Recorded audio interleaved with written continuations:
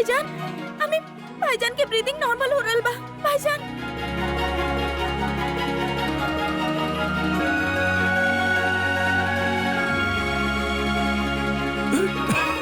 भाईजान, जानी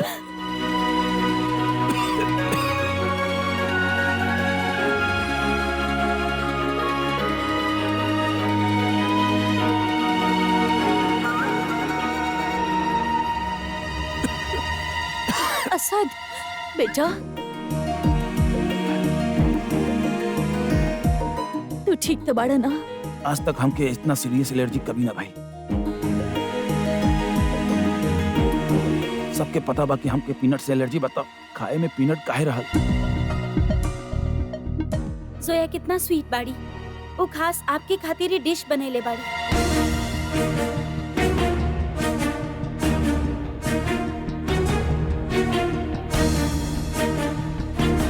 ये आप ही बनैले रहनी? नो नो मिस्टर खान, हमें जानबूझ के ना कहनी। इनफैक्ट हम तो ये भी ना जानत रहनी कि आपके पीनट से एलर्जी बा। आज जब हमके कोर्ट जाए के रहा तब भी आपके हमरा खातिर कुछ बनावे के रहा, और वो भी ऐसा कि जेकरा से हमार तबीयत खराब हो जाला।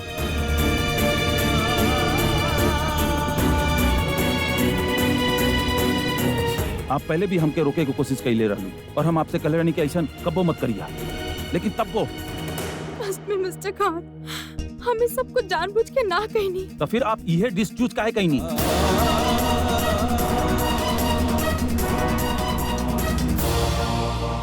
चामी, हम ही वो डिश जोया के बनावे खातिर कहले रहली।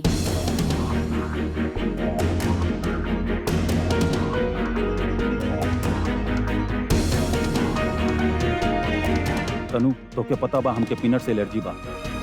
जामी, आई एम सो सॉरी, हम भूल गए रहली। एमे जोया के कोनो कसूर नहीं खे। अगर आपके नाराज होके के बा तो हमरा ऊपर हुई, जोया पर ना। इनफैक्ट जोया तो आपके जान बचेले बाड़ी। अगर वो इंजेक्शन लेकर ना आती तो न जाने का होखत।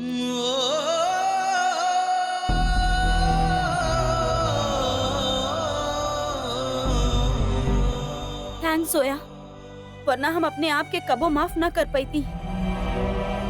हम तो तोके लेके हॉस्पिटल जात रहली असद, लेकिन ओमे भी वक्त लागत। आई थिंक हमनी के जोया के थैंक्स कहे के चाहिए।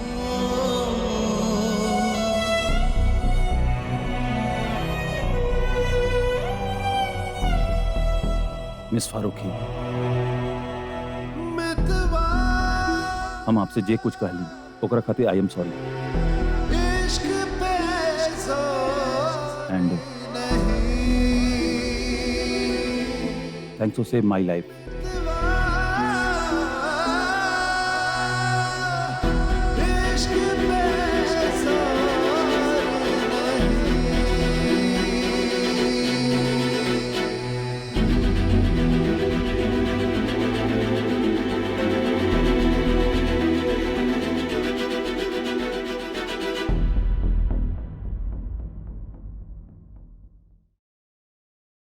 नजमा, भाई के अंदर ले जाओ। जी जामी, आपके थोड़ा सा आराम कर लेवे की चाहिए।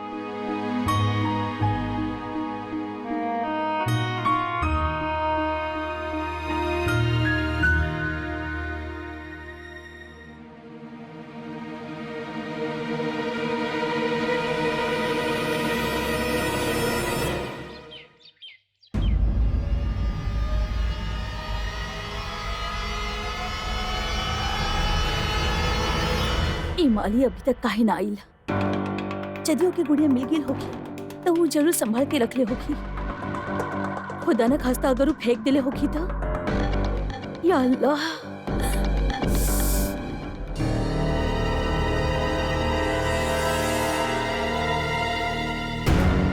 ये काबा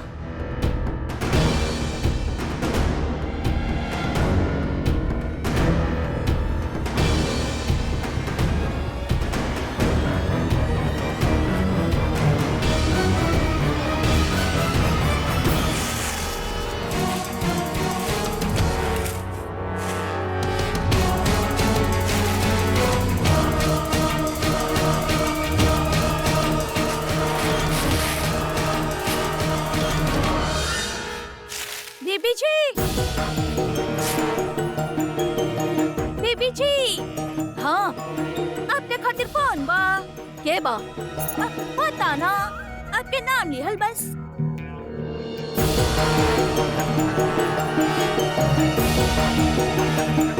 अच्छा सुनो, अगर माली आए तो ओके जाए मत दी, बहुत जरूरी काम बा ओकरा से, ठीक बा?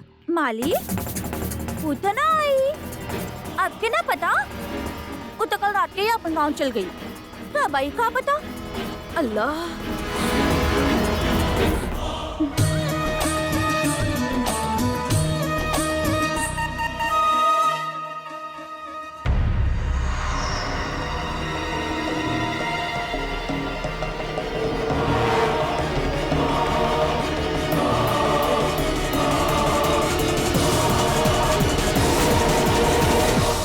हेलो हेलो,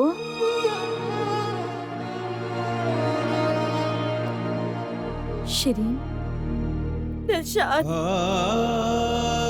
वो लोग राशिद पर जेल में बहुत जुल्म कर रहल बाड़े। दिलशाद, राशिद बहुत बुरा हाल में बाड़े। का? हाँ, हम सच कह रहल बानी दिलशाद। अगर राशिद के सजा हो गई तो वो लोग राशिद के जेल से बाहर जिंदा ना आवे दी है। प्लीज दिलशाद, असद के रोक ली, वरना राशिद। हम बरसों पहले ओकर अब्बू के भी ना रोक पौले रहा, आज ओके कैसे रोकब? एक और तरीका बा, अगर आप चाहें तो आप राशिद की मदद कर सकेंगे।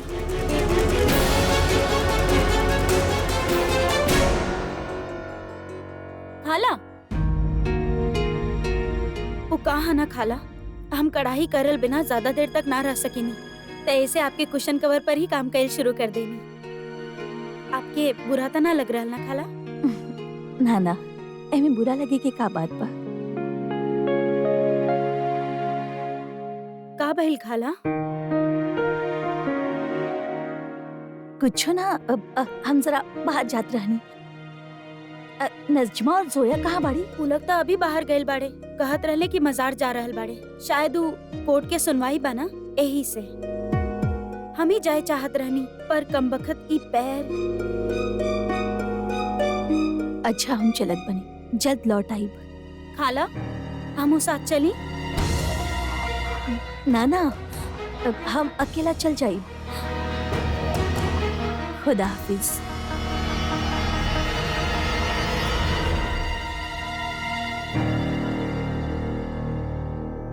तनु, अम्मी अम्मी कहाँ बानी? पता ना, अभी अभी बाहर गई नहीं, बहुत परेशान लागत रही। 2 घंटा में कोर्ट की हेयरिंग बा, अम्मी के वक्त कहाँ जाके रहा? का बहिल जानी, सब खैरियत तबा? देखा ना, फिरोज भाई भी ना 1 करोड़ रुपया गिने के काम भी हमरा के ही दे देली। अब 1 करोड़ रुपया गिनत गिनत तो हमार हाथ थक जाई ना। पर कहाँ बा ये रुपया? अभी तक ना आइल जी, अभी उलझते हुई है पैसा। दुआ करा कि राशिद मियाँ के कोर्ट हेयरिंग से पहले ना रुपया आ जाए। कोनो बात ना जानी, आ जाई है। आप इतना परेशान काहे हो रहल बानी? हम अम्मी खातिर परेशान हो रहल बानी तनु। उनकर तबीयत अभी तक बिल्कुल ठीक ना भइल बा। थैंक गॉड तू यहाँ बाड़ू। केहू तो बा जेकरा पर हम भरोसा कर सकीले। तू कहनी का ऊ कब तक कही है या कहाँ जा रहल बानी? ना,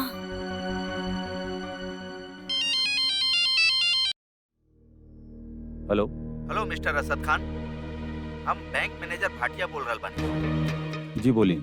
हमार बैंक में जो आपके और आपके माताजी के जॉइंट अकाउंट बा, ओकरा बारे में इंफॉर्मेशन देवे के रहल। एक्चुअली हमनी के प्रोटोकॉल बा कि अगर अकाउंट से कोनो बड़ रकम निकालल जाए तो हम दोनों अकाउंट होल्डर के खबर करेनी। बड़ा रकम? अम्मी और हमार ज्वाइंट अकाउंट बा लेकिन उनमें से कोनो बड़ा रकम ना निकालल गई बा। देखिए जनाब, हो सकेला कि आपके खातिर ही छोट रकम होके, लेकिन हमरा खातिर ही काफी बड़ रकम बा। और हम आपके एक बात और बता देहल चाहत बानी कि आपके माताजी अभी अभी हमारे बैंक से 1 करोड़ रुपया लेके गई बाड़ी। अम्मी के इतना पैसा की जरूरत कैसे पड़ गई? अरे इतना शिद्दत से इंतजार करती ना तो कयामत भी आ जाई, लेकिन पैसा तो आ ही ना रहल। खैर देखा, फिरोज ना बहुत गुस्सा वाला बा, कहीं गुस्सा आ गई ना तो डीले ना कैंसिल कर दे।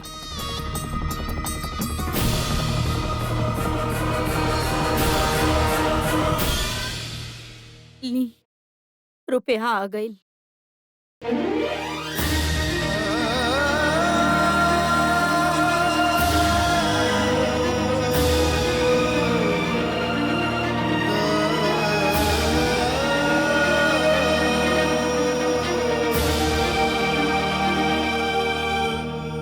सलाम वालेकुम।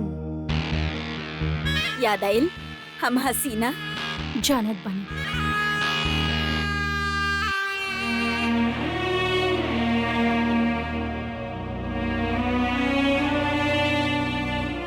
पुरावा गिल्ला। वैसे तो आप पे भरोसा बा, पर का है ना, पैसा के मामला बा, थोड़ा तसल्ली कर ही लेवे के चाहिए।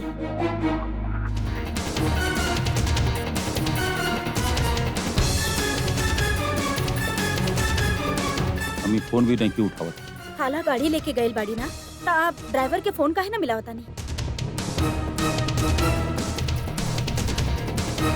संदीप, अम्मी कहाँ बाड़ी? सर, हम उनका लेके स्टर्लिंग गार्डन आयल बानी, ये उनके घरे। ठीक बा। पहले अम्मी बैंक गई, ओकरा बाद स्टर्लिंग गार्डन। काहे? फिर उसके फोन करके बता दे कि आपके पैसा मिल गई बा, कोर्ट के हियरिंग शुरू होके वाला बा। पूरा बा, हम फिरोज के अभी बता देता नहीं।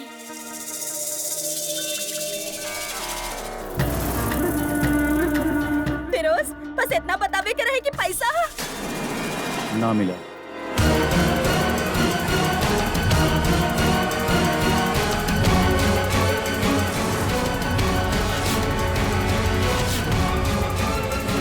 और मिली भी ना।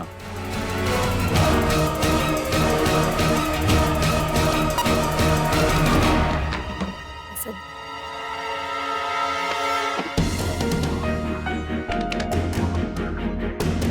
चलिए अम्मी।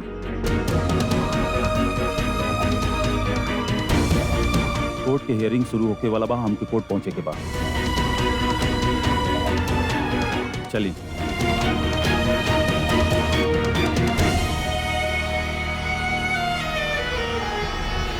रुका असद।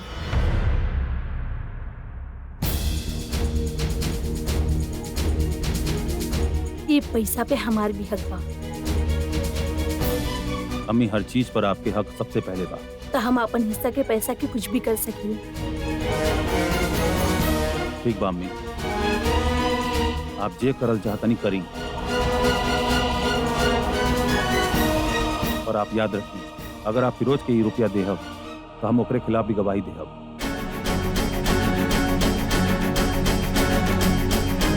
और जब अदालत के पता चली कि मिस्टर राशिद अहमद खान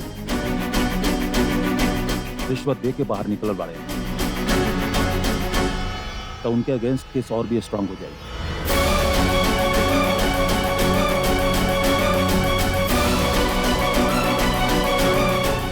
हम आपसे ही सीखले बानी, ईमान पर चले खातिर चाहे कितना भी बड़ा कीमत देवे के पड़े, इंसान के पीछे ना हटे के चाहिए। और आज आप खुद आपन अल्फाज भूल रहल बानी। अम्मी, ये लोग आपके पैर के धूल भी ना बानी। प्लीज इनके बराबर खड़ी मत होई। हम गाड़ी में इंतजार कर रहा बानी।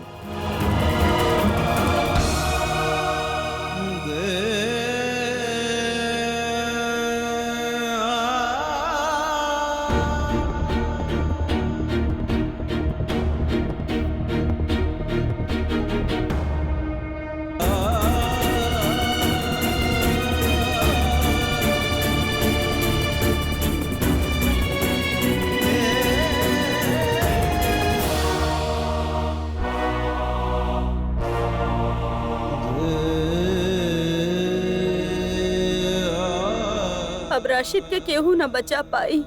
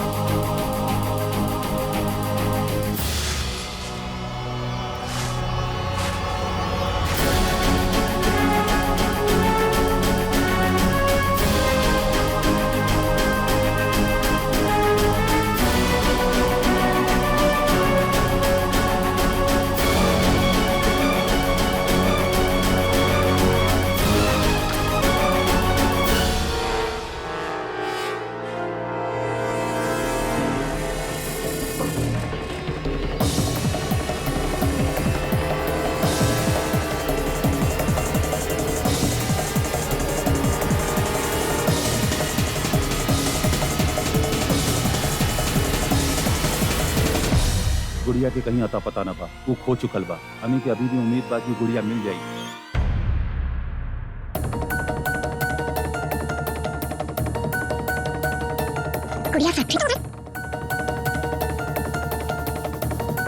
एमे तो कोनो रिकॉर्डिंग बा,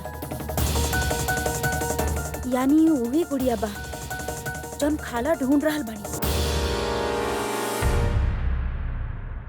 अम्मी, अब थोड़ा सा वक्त में अदालत अपन फैसला सुना दी। हमरा के माफ कर दी। हम राशिद के बचावे में नाकाम हो गई नी। हम आपके हालत के बारे में भी उनका की कुछ न बताई नी। हम उनका के और परेशान करे ना चाहता नी। अम्मी, हम हार गई।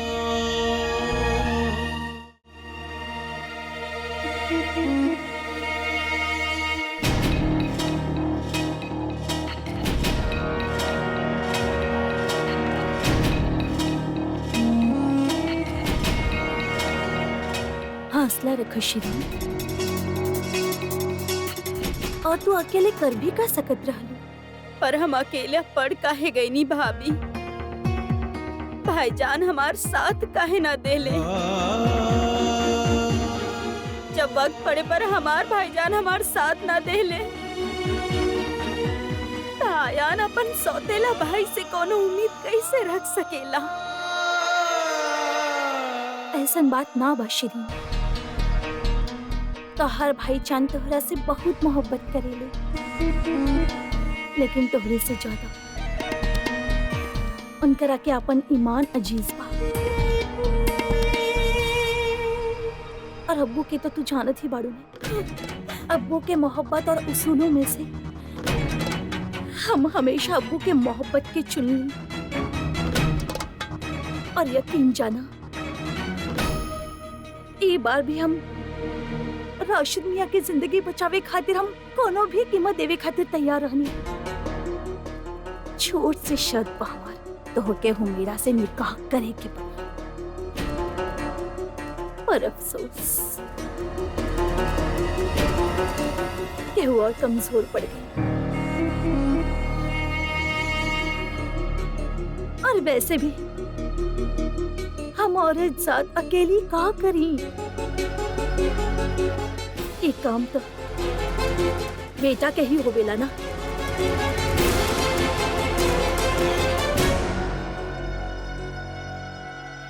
अब देखा, अयान तोहरे सर के कसम खैले रहल कि वो राशिद मियां के बचावे खातिर कुछ भी करी, पर कहाँ कुछ कर पाई। लेकिन ओमे ओकर गलती भी तो ना रहल। और वैसे भी असद के खिलाफ खड़ा होकर अयान खातिर मुमकिन ना बा। काहे कि असद बड़ भाई के मोहब्बत के नाम पे अयान के हमेशा दबा के रखलस। वो दिल बना देहलस वो अयान के, यहाँ तक कि अयान के हर कदम बढ़ावे खातिर अपन बड़ भाई के बैसाखी के जरूरत पड़ेला।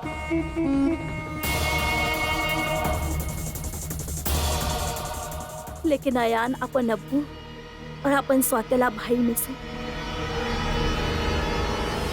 अपन सौतेला भाई की चुनलस।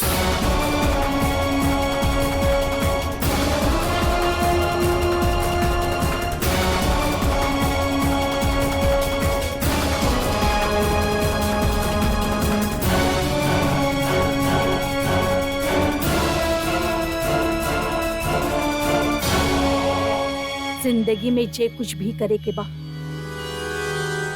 अब करे के बा।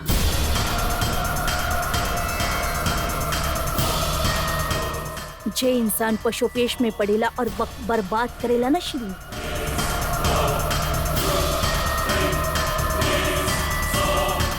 एक रोज वक्त के बर्बाद कर देला।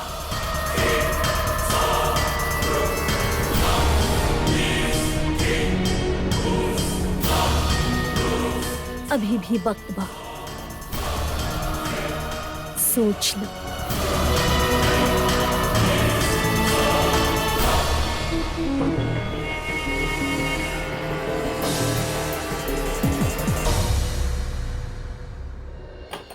हमार फोन कमरा में होगी। लैंडलाइन।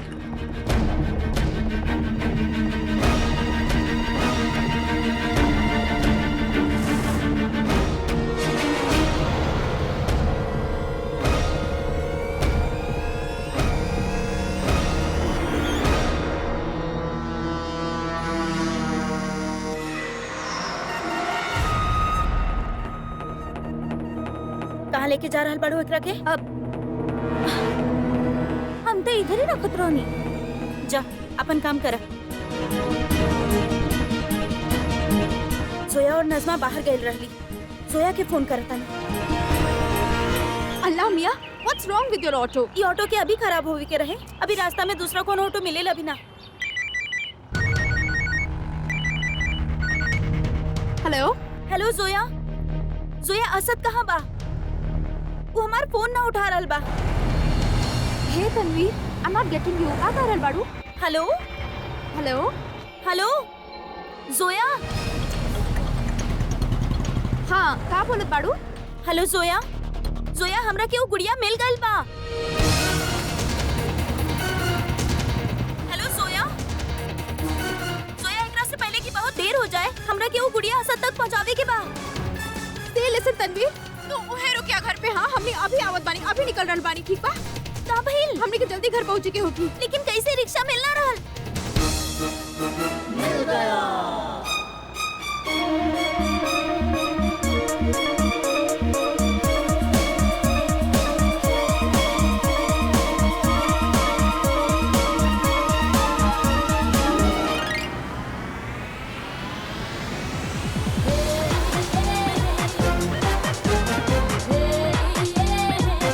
नजमा थोड़ा जल्दी। हाँ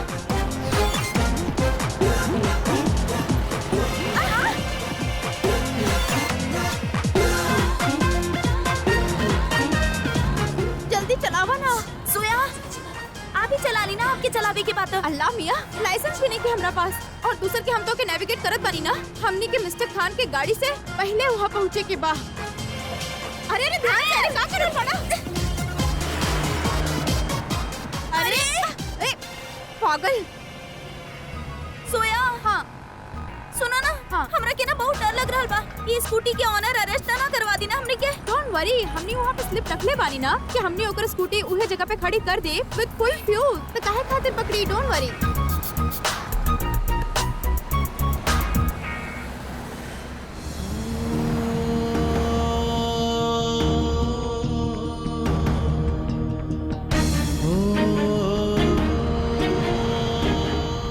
अम्मी, आपके आंसू हमके कमजोर बनावता। तू अपन सच पे कायम रह और हम अपन सच पे कायम रह। ऐसा एहसास दिलावत बानी जैसे हम जो करत बानी वो गलत बानी। ये तो वक्त ही बताई कि के सही रहल और के गलत। अम्मी, आप सच देखल नहीं की चाहे। सच ऊ ना बा जे तू कह रहल बाड़न। वो झूठ बा, एगो ऐसन झूठ जो सच के लिबास पहन के खड़ा बा। सच तो अब ही सामने आवे के बाकी बा। सच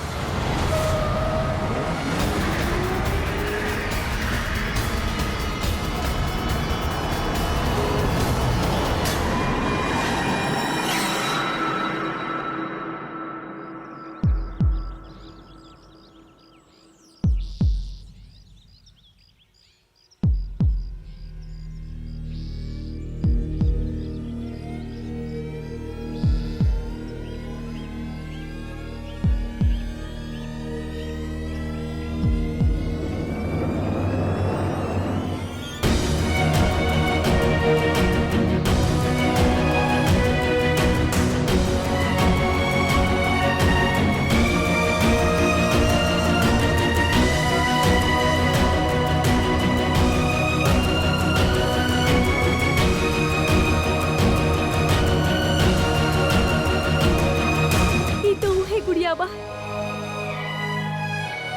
हमके पता रहल हमार खुदा हमार जरूर सुनी। अब देखिए ये गुड़िया प्रूफ कर दे कि राशिद बेगुनाह बाड़े, राशिद बेगुनाह बाड़े।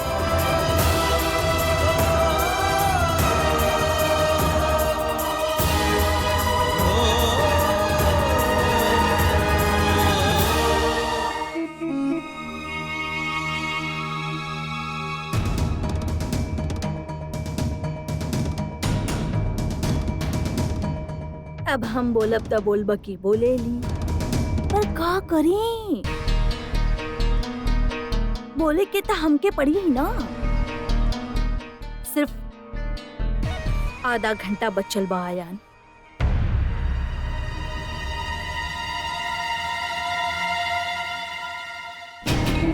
हमके ना लागत बा के तोहरा के अपन अब्बू की जिंदगी के जरा से भी फिक्र बा।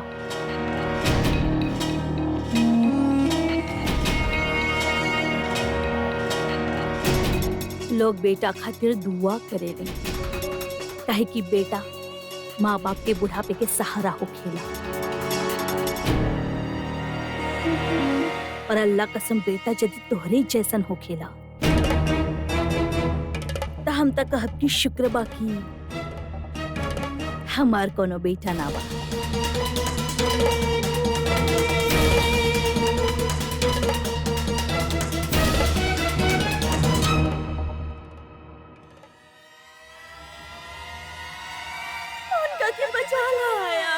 तो फिर हम भी देखा था नहीं कि तू ऐसा कैसे करेला।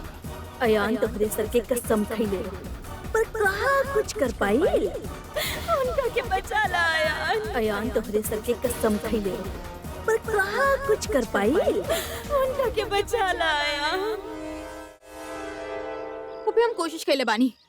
पिछला बार रिकॉर्डर में कोनो प्रॉब्लम रहे, बट आई होप अब कोनो डिस्टर्बेंस ना होगी।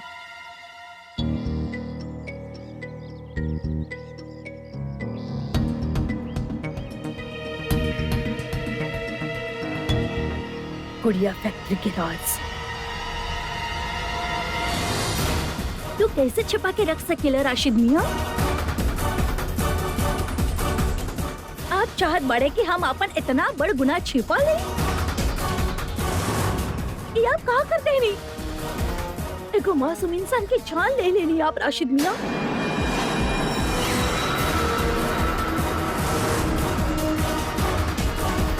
आपके पता भी बा के एकरा के खातिर आपके सजाए मौत भी हो सकेला। अरे आपके फैक्ट्री में आग लगावे से पहले अंदर एक बार देख लेवे की चाहत रहे। ऐसा काहे कइले आप राशिद मियां? कहीं ऐसा त ना बा राशिद मियां ये मौत एगो हादसा ना होके एगो कत्ल बा जेकरा के आप अंजाम दे ले बानी।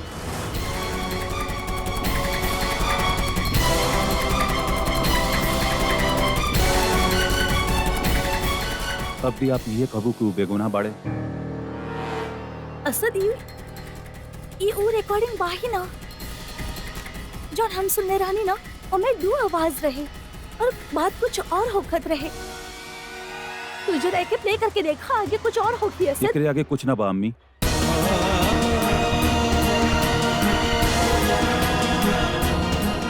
आप उहे सुनले रहनी जे आप सुनना चाहत रहनी। सच इहे बा जे हम सब अभी सुन ली। मिस्टर राशिद अहमद खान एगो कातिल बाड़े। अम्मी आप कहले रहनी ना कि आपके खुदा आपके सुन ले। बिल्कुल सही कहानी आप। उहे ही गुड़िया के यहाँ लेके आई हैं ताकि आपके आंख पे पड़ल पर्दा हट जाए, आपके सच दिखे कि आप गलत इंसान से मोहब्बत करेंगी।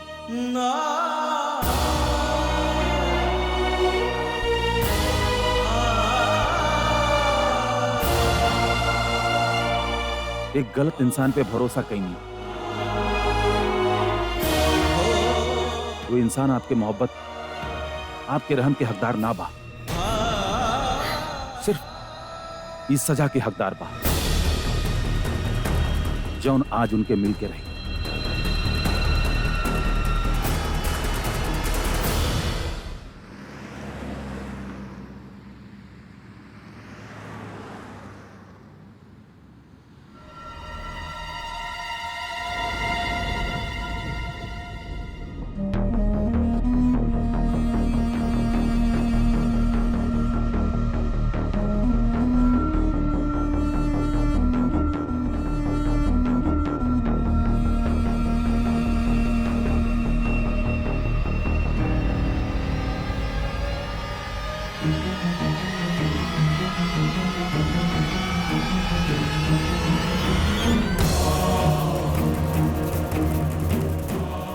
शहर के मशहूर बिल्डर राशिद खान के केस को नया मोड़ ले लेबा जब अचानक उनका पर लागल सारा आरोप खारिज कर दिया गया बा। कोर्ट उनका पर लागल सारा आरोप के एगो साजिश मान के राशिद खान के बाइज्जत बरी कर देले बा। इस समय राशिद खान कोर्ट से बाहर निकल रहल बाड़े।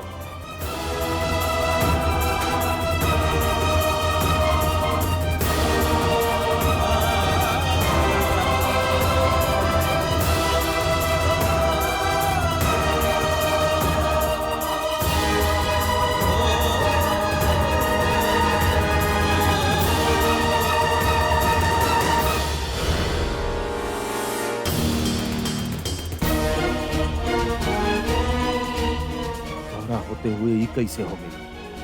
सर गो।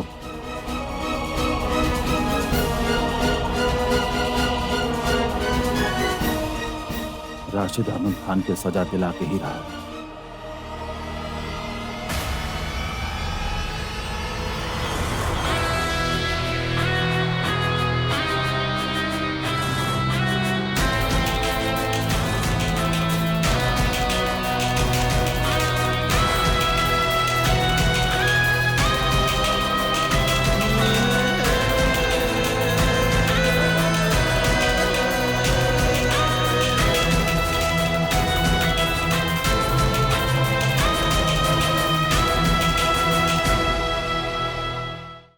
हम आपसे कहले रहनी ना भाई, अब्बू के बचावे खातिर हम कुछ भी कर जाए।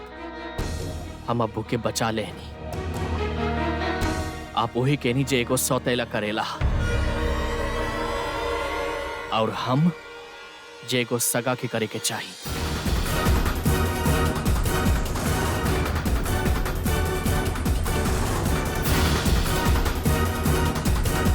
और देखा भाई, सगा जीत गईला और सौतेला हार गईला।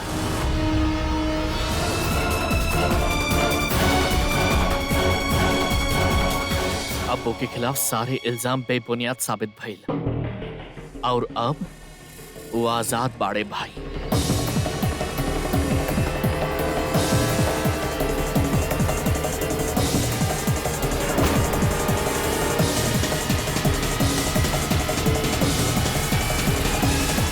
तू जरूर कोनो गलत तरीका अख्तियार कैले बाड़ा।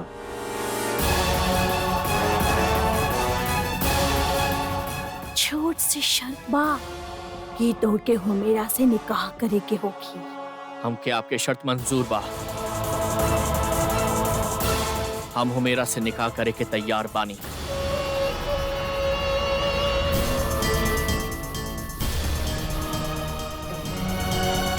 ली, ये पैसा जाके फिरोज के दे दे और अपन अब्बू के बचा ली।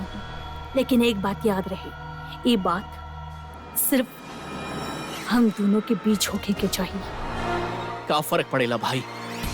हम अपन अम्मी के जुबान दे ले रहनी कि अब्बू के बचाई बा, और आप ही कहत रहे ना कि ये दुनिया में सबसे कीमती चीज आप खातिर अपन अम्मी के दिहल वादा बा।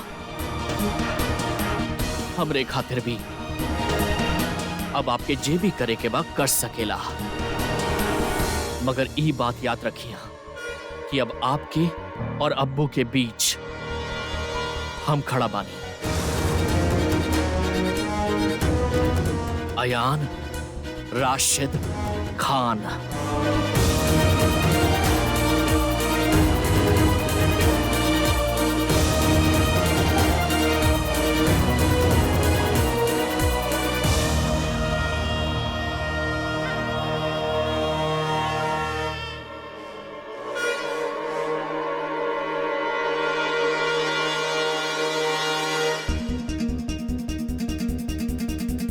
अब्बू,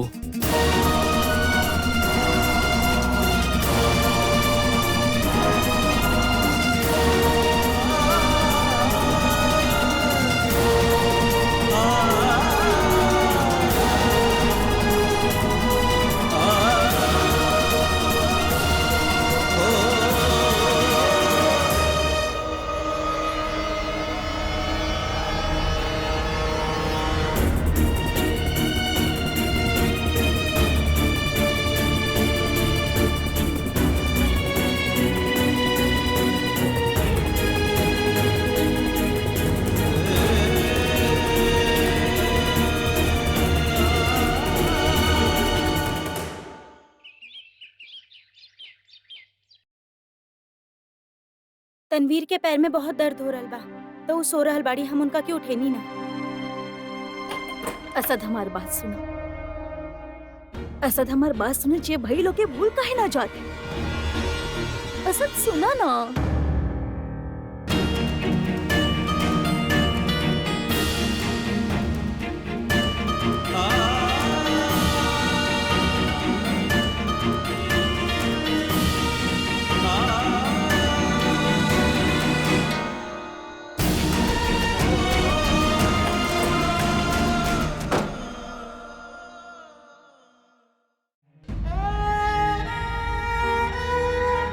हमने के पता चलल पप्पी वहाँ कहाँ भइल।